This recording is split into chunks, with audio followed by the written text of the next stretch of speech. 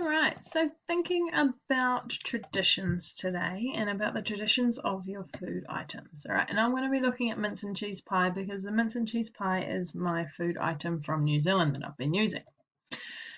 So cooking methods.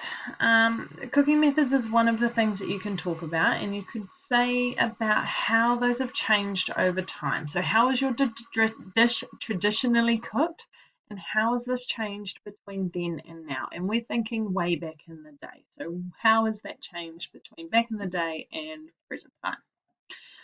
So mince and cheese pies. Pies have been around for centuries. Before electricity and modern ovens, pies would have been cooked in wood fire ovens.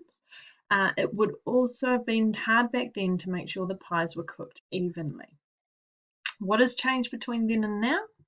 With modern ovens, we can control the temperature, so it's easier to make sure that the pies are cooked evenly. There's also special pie makers that are like toaster sandwich makers that allow you to create the perfect pie every time.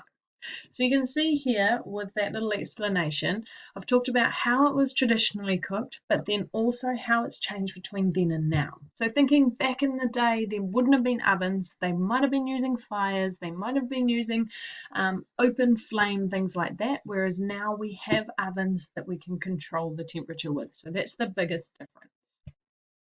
We can also look at ingredients. And when you look at ingredients, you want to compare the original ingredients and then what they've been updated to now.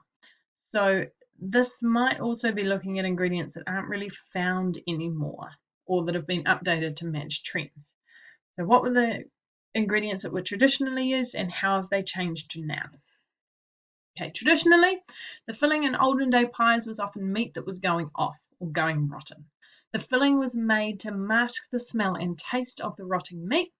Any meat could be used depending on what was available, but rabbit, venison, and wild boar, which is a pig, were common fillings. How have they changed to now? The ingredients that we use today are fresh farmed meat and other fillings. There's so many different types of pie that you can get, including butter chicken and bacon and egg. So that just shows the difference between traditional pies and then some of the trends that we have in pies now. Okay, then also looking at serving or presentation. So how was it first presented and how was it served? Mince and cheese pies were traditionally served on their own, maybe with a glass of ale if it was at a roadside tavern in medieval times. Now it's not very strict to have specific fillings or toppings. Often the pie will be served with some tomato sauce, but the fillings can be made from anything. Okay, and I'm just going to go out of that and show you my example now. So this is all in Classroom, so you can find this yourself. It looks a little bit like this. It's called Miss Postle's example for cultural foods.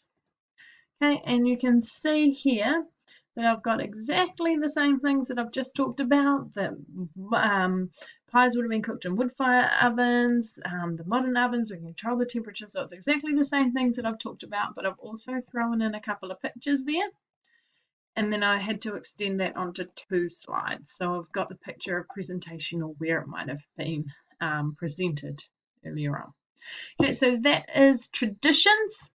And you can refer back to these slides which are on Classroom as well. Thanks, team.